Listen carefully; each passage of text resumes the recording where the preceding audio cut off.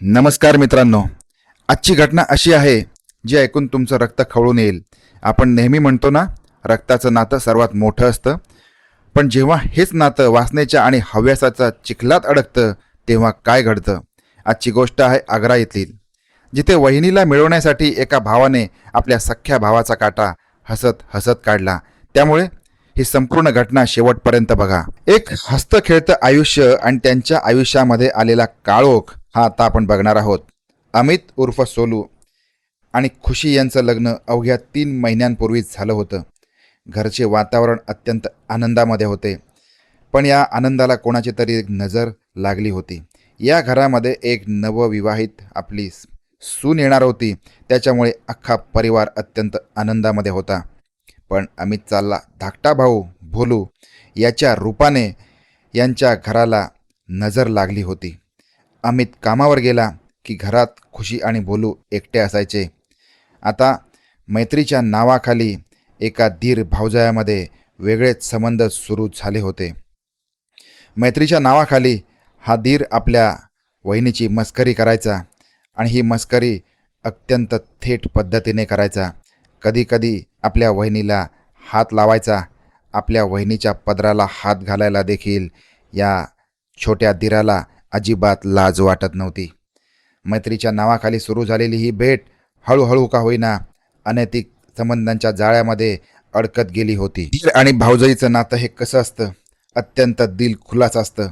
या दोघांच्याही नात्यांमध्ये कुठल्याही प्रकारे आडपडदा नसतो. धीरानं सांगायचं आणि वहिनीनं ते ऐकायचं असं हे नातं असतं. परंतु याच नात्यामध्ये काही अश्लीलता आली किंवा या नात्यांचा उंबरठा ओलांडला गेला तर काय होतं हे मात्र याच घटनेमधून आपल्याला बघायला मिळणार नक्कीच आहे. या घरामध्ये आलेली नवविवाहित खुशी, जिचं फक्त लग्न होऊन आत्तापर्यंत 3च महिने झालेले होते, ती आपल्या पती अमितच्या आयुष्यात आणि त्याच्या बेडरूम लाईफबद्दल नाखुश होती. दोघेही हळूहळू उघड होऊ लागले होते. आता आपला नवरा जर का आपल्याला आवडत नसेल तर आपण काय करायचं असा प्रश्न या खुशीपुढे पडला होता. नवऱ्याने हात लावलेला तिला आवडत नव्हता, पण दुसऱ्या बाजूला मात्र आपला धीर हा तिला आवडू लागलेला होता. भोलूच्या मनात खुशीबद्दल असलेली आसक्ती देखील वाढत होती आणि दुसऱ्या बाजूला खुशीच्या मनातली आपल्या नवऱ्याविषयीची नाराजी देखील वाढत होती. या दोघांचा परिणाम म्हणून हे धीर आणि भावजय हळूहळू एकत्र येऊ लागलेले होते. परंतु या बंद घरामध्ये काय चाललं होतं याची खबरबात अजिबात कोणालाच नव्हती. त्याच्यामुळे या दोघांमध्ये सगळं काही अलबेल आहे. खुशी आपल्या सासरी व्यवस्थित चांगल्या पद्धतीने नांदत आहे असंच खुशीच्या माहेरी देखील प्रत्येकाला वाटत होतं. आपली लेक सासरी जाऊन गुण्यागोविंदाने नांदत आहे हे त्यांच्या कानावर गेल्यानंतर ते देखील खुश होऊन जात होते. परंतु खुशीचा खेळ मात्र काही वेगळाच चालला होता. खुशीच्या मनामध्ये आता मात्र तिच्या धीराने जागा घ्यायला सुरू केलेली होती. तिचा नवरा तिला कमी पडत होता.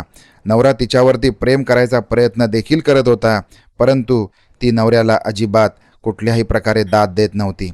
नवऱ्याचं तिच्या बेडरूममध्ये असणं तिला आता खटकू लागलेलं होतं. ती प्रत्येक वेळेला म्हणायची की तू दूर हो, दूर हो.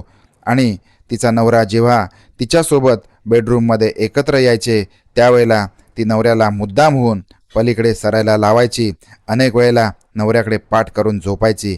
नवऱ्याने तिच्या खांद्यावरती हात टाकला, तिच्या कमरेभोवती हात टाकला की तो हात एका झटक्यात दूर करायची. काय चाललं होतं तिच्या मनात, तिला नक्की काय म्हणायचं होतं हे देखील तिचा नवरा अमित समजून घेण्याचा प्रयत्न करत होता.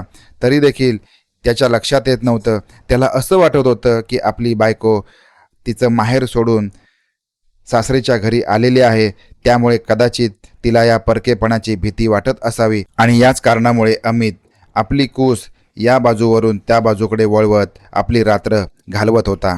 शी आपल्या पती अमितच्या आयुष्याबद्दल आणि त्याच्या बेडरूम लाईफबद्दल काहीशी नाखुश होती. हे हळूहळू आता उघड होऊ लागलं असलं तरी दुसरीकडे भोलूच्या मनात खुशीबद्दल असलेली आसक्ती मात्र पुष्कळ वाढत होती. दोघेही एकमेकांच्या इतक्या जवळ आले होते की त्यांना जगाची भीती उरली नव्हती. एके दिवशी अमितने त्यांना अशा स्थितीत पाहिले ज्याची त्याने कल्पनाही केली नव्हती. त्यानंतर घरात रोज भांडणे सुरू झाली होती. आता खुशीने भोलूला स्पष्ट सांगितलं होतं, जोपर्यंत अमित मध्ये आहे तोपर्यंत आपण एकत्र राहू शकत नाही. हे शब्द भोलूच्या काळजात जणू तलवारीसारखे घुसले होते. ज्या वेळेला अमित कामावर जायचा किंवा इतर कामासाठी त्या घरचे सासू सासरे त्यांच्या घरातून बाजूला व्हायचे, त्यावेळेला मग या धीर भाऊजाईला अख्खं रान मोकळं व्हायचं. अख्ख्या घरामध्ये यांचा नंगानाच चालायचा. अमित बाहेर गेल्यानंतर, सासू सासरे बाहेर गेल्यानंतर खुशी त्याला जवळ ओढायची. त्याच्यानंतर हे दोघेही बाथरूममध्ये जायचे, बाथरूममध्ये आंघोळ करायचे, बेडरूममध्ये यायचे आणि मग या दोघांमध्ये शरीर सुख चालायचं, शरीर संबंध चालायचे. खुशी त्याला खूप जोरात जवळ ओढून घ्यायची आणि मग तो देखील उत्तेजित व्हायचा. तिच्यापेक्षा लहान असलेला धीर तिला आवडत होता आणि हा लहान असलेला धीर त्याची यौवनशक्ती आपल्या वहिनीवरती खूप जोरदार आणि पूर्णपणे वापरत होता.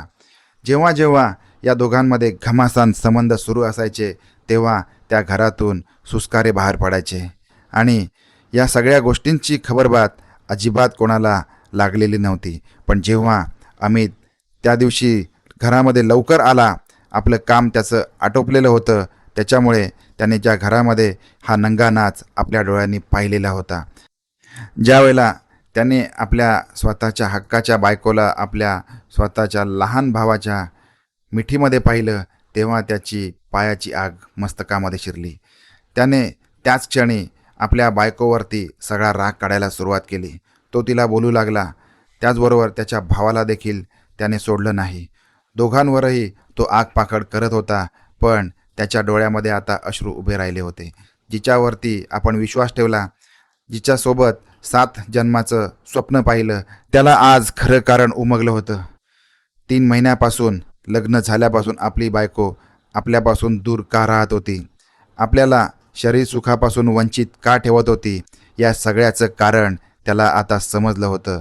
ते कारण म्हणजे आपल्या भावासोबत असलेले आपल्या बायकोचे अनैतिक शरीर संबंध. आणि आज मात्र त्याने निर्णय घेतला होता की काहीही झालं तरी आपण ही सगळी गोष्ट आपल्या घरच्यांना सांगायची आणि आपल्यासोबत आपल्या बायकोने कसा अन्याय केला आहे. लग्न होऊन 3च महिन्यांमध्ये तिने आपल्या धीरासोबत शरीर संबंध सुरू केलेले होते, ही गोष्ट मात्र अजूनही अमितला पटत नव्हती. खुशीने आणि तिच्या धीराने म्हणजेच भोलूने अमितला कायमचा संपवण्याचा कट रचला. बुधवारी सकाळी अमित नेहमीप्रमाणे कामावर जाण्यासाठी घरातून बाहेर पडला, पण त्याला काय माहीत होतं की आज तो जिवंत परतणार नाही. गावाजवळील एका निर्जन भागात भोलू दबा धरून बसला होता. त्याने अमितवर जड वस्तूने निर्घुण हल्ला केला आणि त्याच जागेवर त्याचा जीव घेतला. कोणालाही संशय येऊ नये म्हणून त्याने मृतदेह झुडपांमध्ये लपवून ठेवला. आपल्या सख्ख्या भावाला मारताना त्याचे हात अजिबात डगमगले नाहीत. जेव्हा अमितचा मृतदेह रक्ताच्या टाळ्यात सापडला तेव्हा सुरुवातीला हे प्रकरण अज्ञात खुनी असावे असे वाटत होते, कारण स्वतःच्या भावावरती संशय कुणालाही येऊ शकत नव्हता. पण पोलिसांनी जेव्हा तपास सुरू केला, जेव्हा धागेदोरे खुशी आणि भोलूच्या अनैतिक संबंधांपर्यंत पोचले, धक्कादायक बाब म्हणजे सख्ख्या भावाची हत्या केल्यानंतरही भोलूच्या चेहऱ्यावर साधा पश्चातापही नव्हता. उलट पोलिसांना पाहून आपल्या चेहऱ्यावर एक क्रूर हसू होते. त्याने तपास अधिकाऱ्यांनाही हादरवून सोडले होते. मित्रांनो, वासनेच्या आंधळेपणात माणसाला नीती अनीतीचे भय कसे सुटते याचे हे एक विदारक उदाहरण आहे. तुम्हाला काय वाटते? अशा गुन्हेगारांना काय शिक्षा व्हायला हवी?